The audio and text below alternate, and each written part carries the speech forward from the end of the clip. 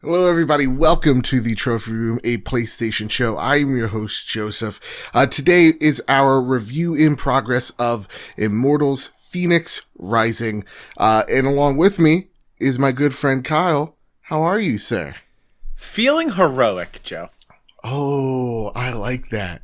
So, real talk, we are both about a dozen or so hours into Fenyx Immortals. We feel like we got a good enough grip on the game, the story, to give you guys our impressions of this game. So, walking in on this game, let's just start there. What was your feelings walking into Fenyx Rising?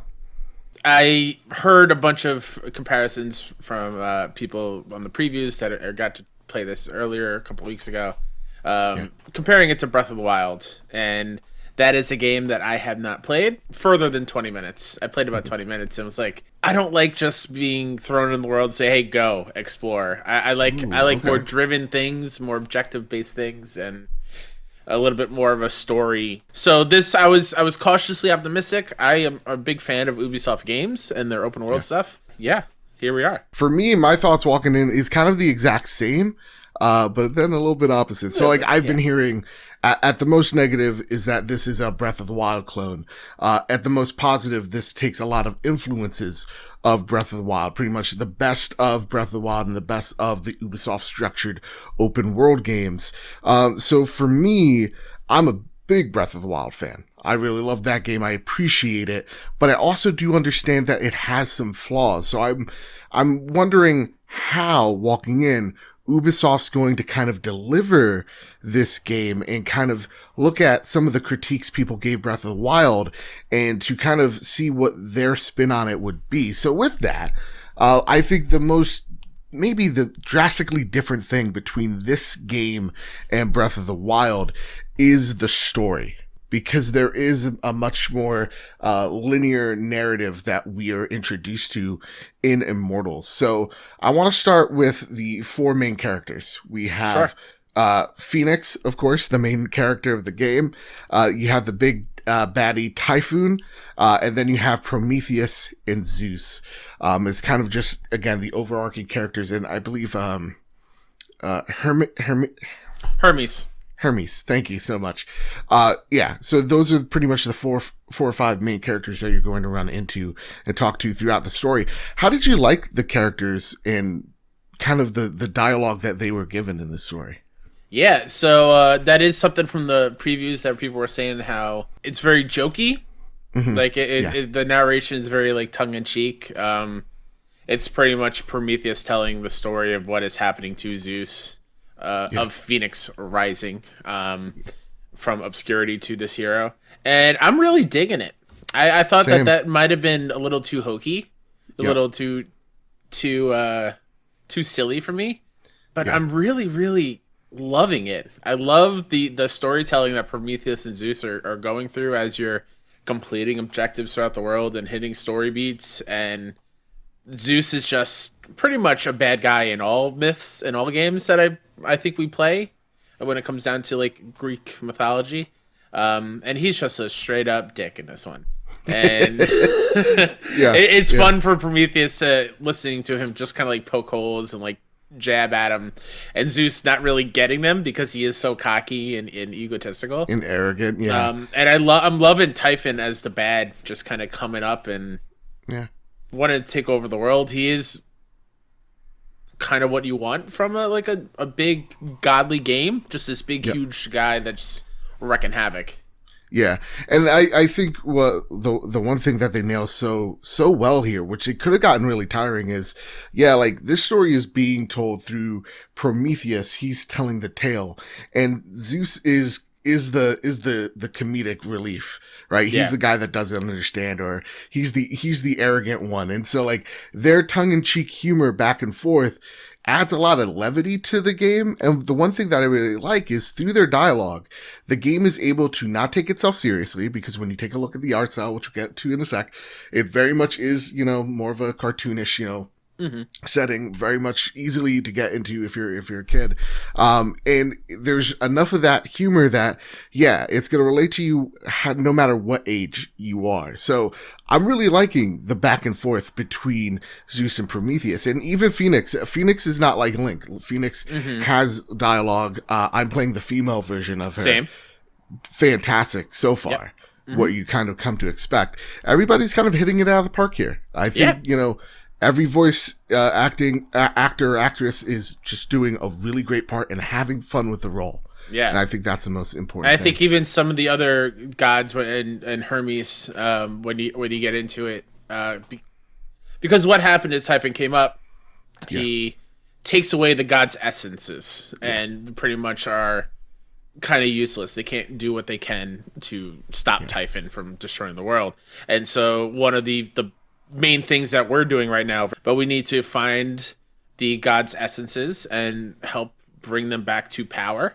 Where I'm at the part with Athena, and Athena I think is one of my favorites so far, because Typhon turned her into a little kid. And she's like, don't call me a little girl. You almost made a big mistake. And she's still menacing and powerful as this little girl character. And you're like, oh, okay, I'm not going to mess with Athena. I know better. Yeah. And that performance is really cool. So I'm it's still jokey, but the characters feel like they should, being gods and goddesses. Yeah. So we're enjoying the story so far. When it comes to the open world, it very much is kind of like a Breath of the Wild meets your standard fare of Ubisoft games. Like, you get to your specific area that you reach. There's a big ass tower or statue that you have to climb. You observe it. The difference with the open worlds, though, is that you're actually pinpointing individually. You're actually honing in on specific areas when you're on those high points of activities that you get to kind of try out or actually get to scope out in the beginning of the game. There's a lot of them. Yeah. There's time trials. There's kind of like witness / sequences. Then you have your vaults, which are akin to shrines, and then you have open world puzzles, open world bosses, open world enemies, and then even like some wildlife that you get to fight. There's a lot to do here. Yeah. To me, from Breath of the Wild was more sporadic and you were kind of walking into the adventure, while here, yes, again, it is kind of barren in the sense of in the beginning, you're having to scope out each individual activity, but there are just stations of things you can do that you're constantly walking into. Kyle, how did you like this Ubisoft approach? Because again, it is kind of like a hybrid approach, and I know you weren't the biggest fan of how, Zelda kind of plots you into the world. Yeah. How are your thoughts on the world so far? I'm really, really enjoying it. I will say I am overwhelmed. It is my big thing about open world games, with like The Witcher or Assassin's Creed, any of them recently. There's just so many icons on the map to do. And it feels, pun intended, a Herculean task to clear them all, and not in a bad way. They're all fun and enjoyable to do. It's just there is so much to do. Yeah. And like when you're up high and you're zooming in and you have to locate to reveal each icon, I was like, okay, I'm done, and then do a quick pan. Like, nope, my controller's rumbling. I missed one. I have to go back, and it just piles on top of it. But yeah, the activities are fun to do, and since I didn't really play Breath of the Wild, I always thought that the climb everything was kind of like a joke. Like, why is that a selling point? I sort of get it now, because it is cool. The verticality of the world, like there's objectives up there, there's objectives down there. You have to like time it out. You're constantly engaged instead of just running like a pinball between all those different things. You actually have to figure out a path to get there, which is really nice. That's what I really like as well. I do like, I really do miss the Assassin's Creed traversal. Yes. You get a glimmer of that in this game, and there's a gliding mechanic. You get wings. And so, like, you could see a point you want to get down to, and instead of going, okay, so, like, do I just do awkward jumps down the mountain? I actually do this beautiful glide down the mountain with my wings, which is it's just really beautiful when the world looks so damn good. That's way more graceful than what I do. I just jump, and then when I get close, I double jump to kind of slow my fall a little bit. That's what I do. Yeah, no, I'm in awe of how beautiful the world is. Yeah. So I'm always just like, I'm always doing like that cinematic pan around while I'm gliding down. For me, I'm kind of there with you, as there's so much to do. It does feel like it's too much, in the sense of like, when I'm scanning for items, like I rather have the Ubisoft way of like, I climbed this big thing, I surveyed the area, you know, and then all the things pop up. Yeah. Cause now I always feel like I'm missing something, which gives me a bit of it gives me a little bit of anxiety. Yeah. Of like, oh man, did I miss something? Like, how am I going to find like, you know, more things for my health, or like this, that, the other thing. So yeah, that is a bit of a little nitpick for me. I gotta tell you though, I really like the harp, like, mini games where like, Memorize the tune and then go to the big harp to replicate exactly. it. Yeah. Like, you find this tune, you find this little harp, you play it, and then like the strings will glow certain colors. And it's actually kind of like Witnessy, the game Witness, in a sense of like, I'm writing down lines and going, okay, so it's this string, that string, this string. And then you go to a big giant harp, you play that song, and you get rewarded with ability points, which I really, really dig. Yeah. What was one of your favorite activities? I'm a big fan of the fresco puzzles. Yeah. Which is basically just those sliding puzzles that you used to do when you were a kid, where you just have to slide the tiles and there's only one empty space. You got to figure it out. They're a little bit simpler now. I don't know if those get way bigger later on in the game, but there's only 4 pieces you need to move, and I love those kind of puzzles. So I'm really... Was there an activity that you like wasn't a fan of? Yeah, there is actually. Yeah? And I think this is a big issue with Immortals as a whole, and kind of ties into what you were talking about before. There are these constellation side quest activities where you have to get these galaxy orbs and put them in the right spot to form a constellation. And it's really, they don't tell you where all the puzzle parts are.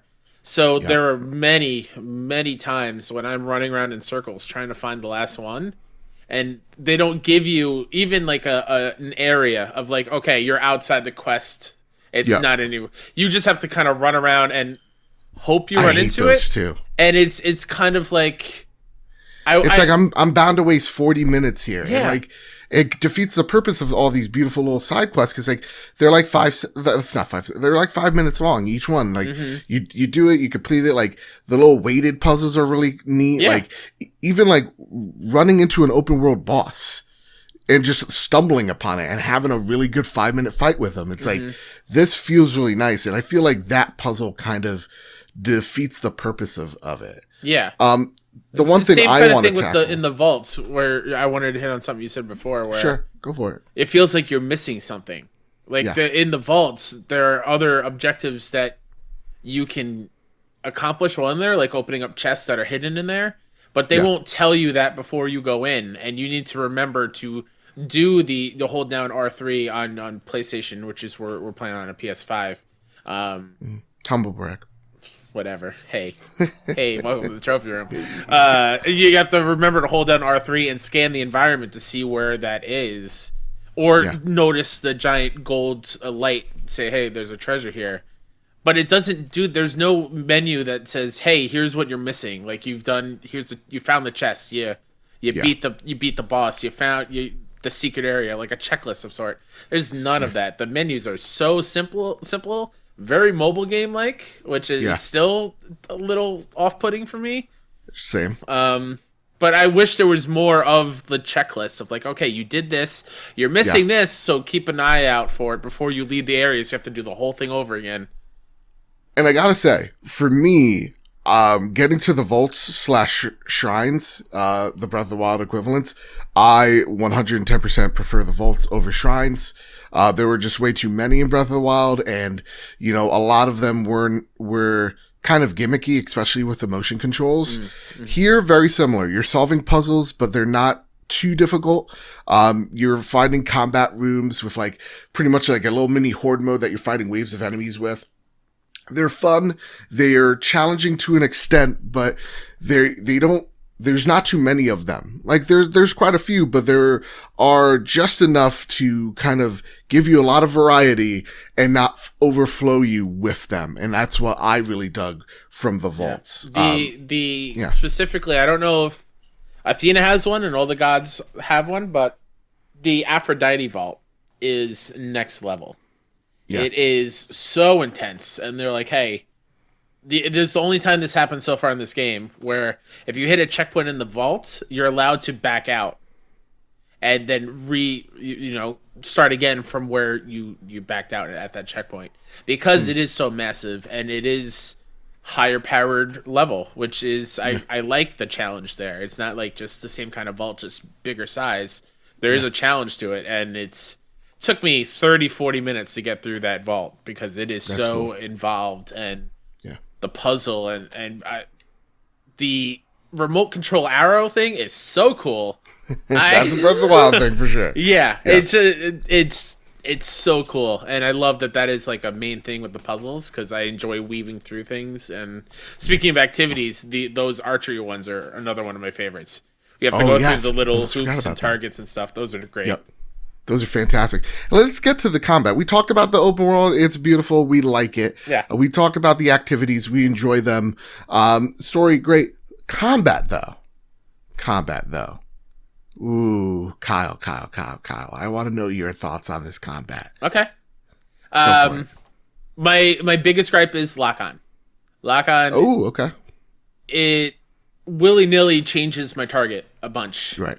And that's really annoying, especially when you're overwhelmed with enemies, and you're simultaneously trying to rotate the camera and run around so you can see when the enemy flashes red, which is an unblockable attack, and so you have to dodge out of the way, versus a blue flash, which is like if you parry it perfectly, it will knock them out or like raise their stagger bar, which is the stagger bar is one of my favorite things. That is a thing from Final Fantasy 13 that I really loved. Final Fantasy VII Remake. I actually think AC Valhalla has something similar with the stagger bar. Well, I haven't played that one yet, but I really enjoy using heavy attacks, which is the R2, to raise that stagger bar to break their concentration, and then you can just wail on them with light attack, which is R1. You have L1 tied to abilities with the face buttons, which are super cool, and it's surprisingly a lot of fun. The button placement's a little weird. Having dodge on square is a little odd to me. X is jump, and going back and forth between Demon Souls and this, and then Sackboy, everything is it's a little hard. Together. It's a little hard to remember what button does what. Yeah. To me, this is actually the combat in this game never ceases to bore me. I always feel like I'm, for the most part, in control. I agree with you. The lock-on system is a little bit too loose. Yes. You move it ever so slightly and it goes to wherever direction, which does hinder me when there is a huge group of enemies. But yeah, this is very much Breath of the Wild combat. Like, targeting one individual enemy type of feel where the battle feels a little bit more open. The camera kind of spaces on out a little bit, mixed with, your standard Assassin's Creed where you have the abilities tied to your L1. The one thing that they do have, they have the Sheikah Slate ability in this game with the bracers, the magic bracers that you get, where you get to manipulate objects in the world. One of my favorite things to do, which you solve puzzles with, like weight puzzles with, which are really awesome. But there are like these giants that hurl like boulders at you mid-air. You could just force grab it and then throw it back at them, which is like my favorite thing to do. But like the combat feels really, really good. And it makes you feel like the abilities you're getting, the gear you're getting truly makes me feel like I'm becoming like some type of Olympian god. Yeah. It's absolutely fantastic. Yeah. It's some of my favorite combat this year as well. Yeah. There's a lot of freedom to play the way you want to play, whether in combat and even more going back quickly to like the activities and stuff with those pressure plates where you're supposed to use the bracers to lift heavy things and either put something light on there or the heavy stuff on the other plates to activate the puzzles and unlock those things. even there, like, if you can't find the rocks or the blocks, you just go find a tree, hack it down, and then bring the log over. Like, there's many different ways to solve the puzzles, which are fantastic. Yeah, and the reason why you're doing all these, all these little activities is you're getting gear that way. So, like, there'll be, like, a little temple that you have to fight a couple of guards at, solve a little puzzle. You'll get a unique sword or axe or bow or special gear. There's not a whole lot of gear in this game. Mm-hmm. There is no weapon degradation whatsoever, which is... Thank goodness. And all weapons do the same damage. You're actually upgrading, Fenyx. That's how you're getting, better weapon damage. Each weapon, though, does unique things. So, armor. In armor, they do unique things, and they all have synergy with each other. So, like, there'll be a set that's dedicated to range weaponry. Mm-hmm. There's a set dedicated to stun locking enemies. There's a set where, like, if you have more health, you do more damage, vice versa. There are a ton of awesome, like, again, all the gear, though they do the same damage. They all have unique abilities, and they all look unique enough that make me feel like I'm making my own Fenyx. How are you digging that? Yeah, I'm liking it a lot. What I appreciate a whole lot about this game, which I wish a lot of games should do going forward, is you get these different armors, right? And you might not like the way that armor looks. That's better with the better unique ability to it. You can just customize it to make it look like the armor you want it to look like, but still hold that unique ability that armor has. Yeah. So your Fenyx can still look the way you want your Fenyx to look like, but still dabble in the different powers and abilities and stuff, which I love. The upgrading Fenyx thing is a little interesting. There's a lot going on. There's a lot of currency and a lot of things that go certain places, like golden hammer will unlock potions, and the potions have their own skill tree. You have a skill tree. Your powers have a skill tree. You upgrade your stamina by cashing in Zeus Lightning. You upgrade your health by collecting ambrosia from around the world and bringing it back to the Hall of Gods, I think it's called. Yep. And doing it all there. There's daily missions that you Armory do. to upgrade your armor. There's ton of things. And it goes back to being a little bit overwhelmed. And at times I feel like maybe the currency isn't enough. Like I don't feel like I'm receiving... Sometimes I don't think I'm receiving enough currency to be able to do all these things. But it's still enjoyable to go out in the world and to do the activities to get the stuff. So it's like a double-edged sword for me.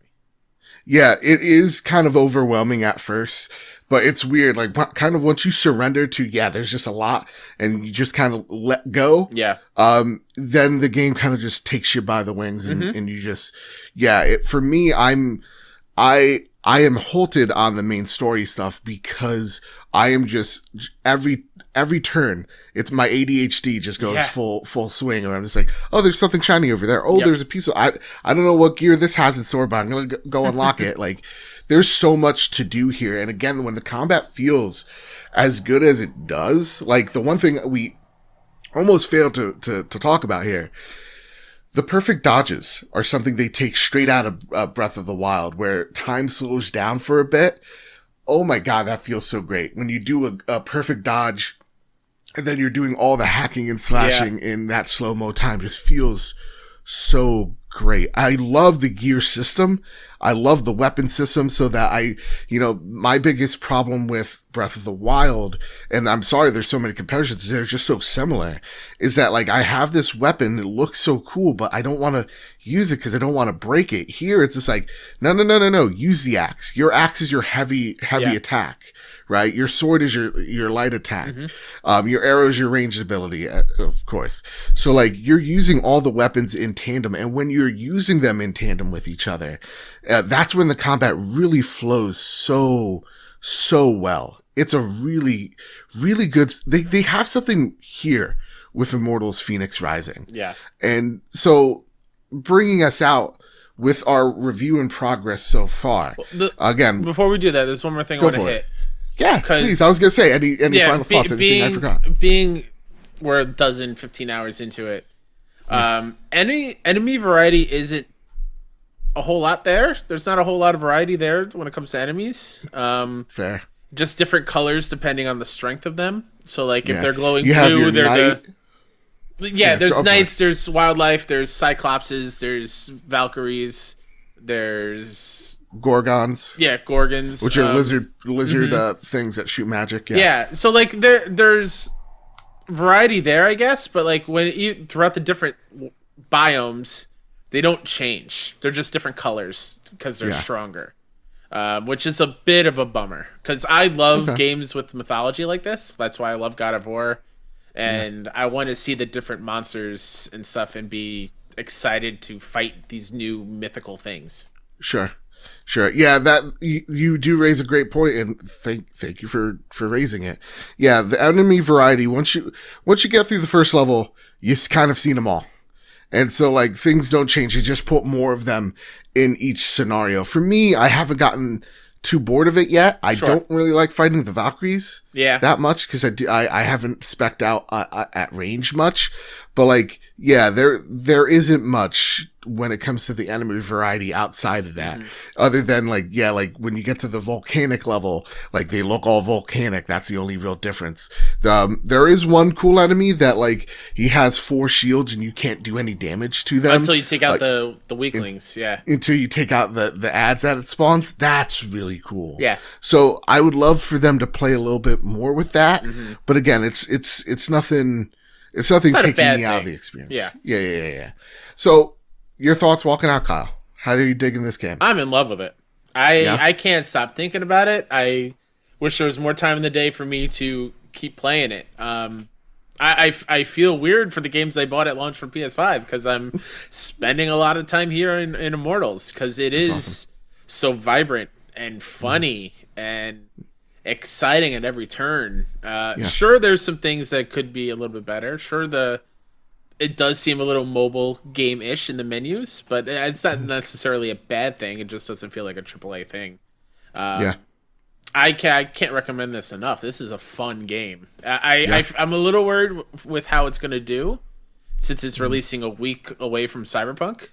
And they're like, which open world game am I going to go to? Probably most people will go Cyberpunk way. So I'm hoping it does well sales wise because I like Ubisoft reaching out and doing this kind of game. Yeah, getting weird. Yeah, because this is a weird game. Again, this is made by the people that made Odyssey, and I loved Odyssey. And so seeing that team kind of get weird, do something that I feel like they actually really want to do, is something that should be rewarded. I'm walking out extremely high on this game so far.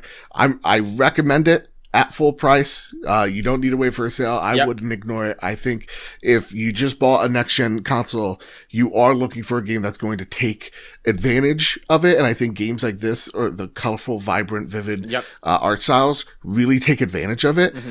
If you're a PlayStation person and you haven't experienced Breath of the Wild, or you always wanted to, but you didn't want to go out and buy a Switch, this is it. Like, this is it.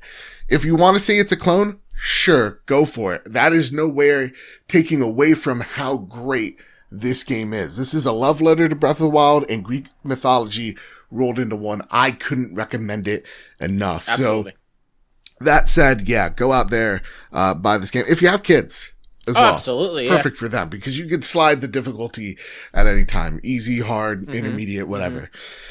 So with that said, those are our thoughts on Immortals Fenyx Rising, again, for the PlayStation 5/4. If you liked what you see here, please hit like, share, subscribe. Over here at the Trophy Room, we're a big, happy family that talks about all things PlayStation, and our weekly show, The Trophy Room, a PlayStation podcast, where me and my best friend Kyle talk about the latest, the greatest in all things PlayStation. So if you're into that, you can subscribe here. You can subscribe to us over on Spotify, Google Play, Apple Podcasts. Wherever you find your podcast, you can find the Trophy Room podcast there. So with all that said, with all that out of the way, everybody keep your wits about you and have a nice one.